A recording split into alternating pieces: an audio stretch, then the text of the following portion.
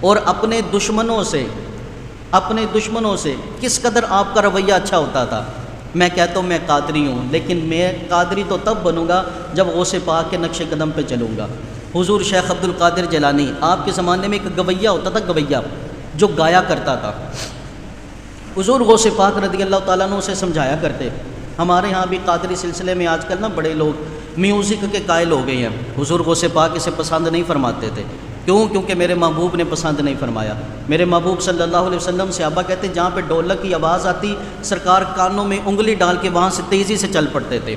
ایک گویہ تھا جو گایا کرتا تھا، حضور شیخ عبد القادر جیلانی رضی اللہ تعالیٰ عنہ۔ آپ نے اس کو سمجھاتے کہ یار گایا نہ کر، یوں نہ کیا کر، یہ نہ کیا کر، دین کی طرف آ، قرآن پڑھا کر۔ اس کی آواز بڑی اچھی تھی، اسے سمجھاتے تھے کہ تلاوت قرآن کیا کر۔ اب لیکن وہ حضور غوث پاک رضی اللہ تعالیٰ عنہ کے بارے میں باتیں بنانی شروع کر دی۔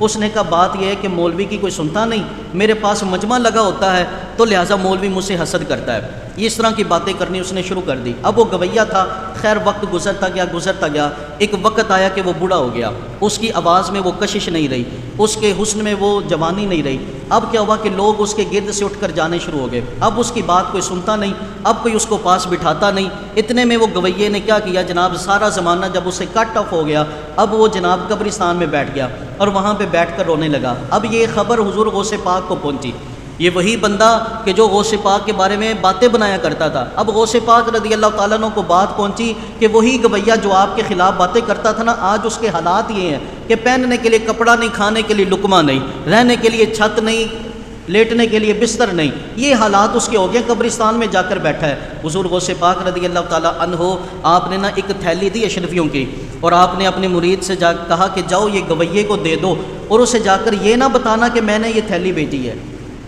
اسے جا کر یہ نہ بتانا کہ میں نے یہ تھیلی بھیجی ہے۔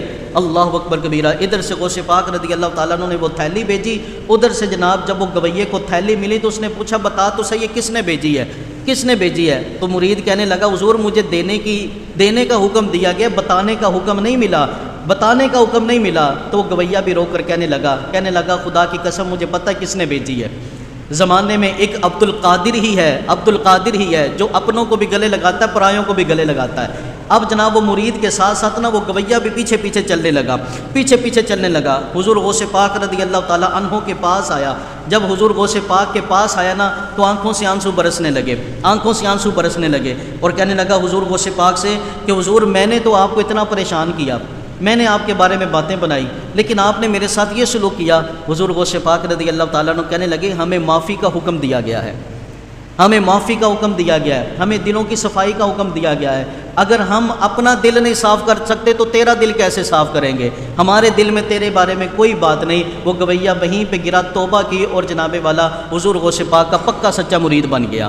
اس طرح حضور غوث پاک رضی اللہ تعالیٰ عنہ کا اخلاق، یہ آپ کا خوبصورت کردار تھا۔ اسی طرح حضور غوث پاک رضی اللہ تعالیٰ عنہ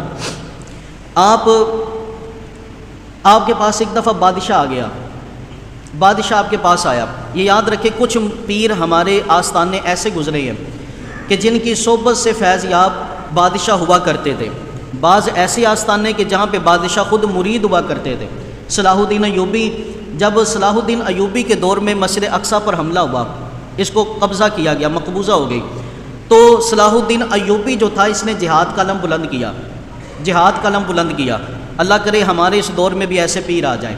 جب صلاح الدین ایوبی نے جہاد کا علم بلند کیا تو اس کو کسی نے کہا تھا تیری تو فوج بھی ان کے مقابلے کی نہیں، تیرے پاس تو اسلحہ بھی ان کے مقابلے کا نہیں، پھر تو اتنی جرأت اور بہادری کے ساتھ کیسے چل رہا ہے؟ تو وہ صلاح الدین ایوبی کہنے لگا وجہ یہ ہے کہ میں نے غوث پاک کے ٹکڑے کھائے ہیں، اور صلاح الدین ایوبی ان کا جو سپہ سالار تھا نا، یہ حضور غوث پاک کا شاگرد خاص تھا، اور صلاح الدین ایوبی کی فوج میں اکثر جو فوجی تھے وہ یا تو غوث پاک سے پڑھے ہوئے تھے یا امام غزالی سے پڑھے ہوئے تھے۔ ان دو بزرگوں کے شاگردوں سے فوج کا اکثر حصہ تھا۔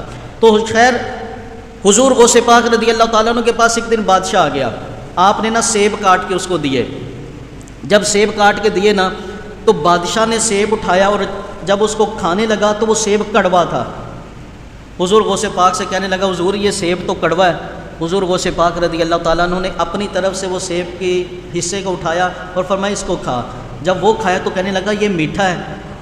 میرا سیب کڑوا آپ کا سیب میٹھا. آپ نے فرمایا بات یہ ہے تیرے سیب کو ظالم کے ہاتھ لگ گئے تھے, میرے سیب کو اللہ کے ولی کے ہاتھ لگ گئے تھے, اللہ کے ولی کے ہاتھ لگ گئے. اب جب وہ جانے لگا نا, جانے لگا, اب یہاں پہ دیکھیے آج تو بس یہ ہے کہ بھائی نذرانہ آ جائے, بھائی بس رکھ لیں ہم. کوئی پیر پوچھتا ہی نہیں مرید سے بھائی تیرا کاروبار اتنا, تو نذرانہ اتنا کہاں سے دے رہا ہے.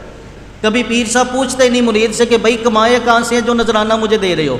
لیکن حضور غوث پاک رضی اللہ تعالیٰ عنہ بادشاہ جانے لگا تو 2 تھیلیاں دے دیں, حضور یہ نذرانہ قبول کرے. آپ نے فرمایا جا لے جا, میں نہیں رکھتا.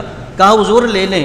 آپ جب جلال میں آئے نا, آپ نے فرمایا میں تیرا پردہ رکھنا چاہتا تھا لیکن تو نہیں پردہ رکھوانا چاہتا تو بس پھر سن. آپ نے اشرفیوں کو ایسے دبایا نا تو اس میں سے خون نکلا. آپ نے فرمایا ظالموں, لوگوں کا خون چوس کے پیروں کو نذرانے دیتے ہو, غریبوں کا حق مار کے پیروں کو نذرانے دیتے ہو, اس نذرانے کا کیا فائدہ. آپ نے فرمایا اگر مجھے حیا نہ ہوتی تو میں یہ خون اتنا بہاتا کہ تیرا محل ہی ڈوب جاتا, جتنا خون تو نے غریبوں کا چوس رکھا ہے. فرمایا سارا خون میں نے ان اشرفیوں سے نکال دینا تھا. تو یاران محبت برادران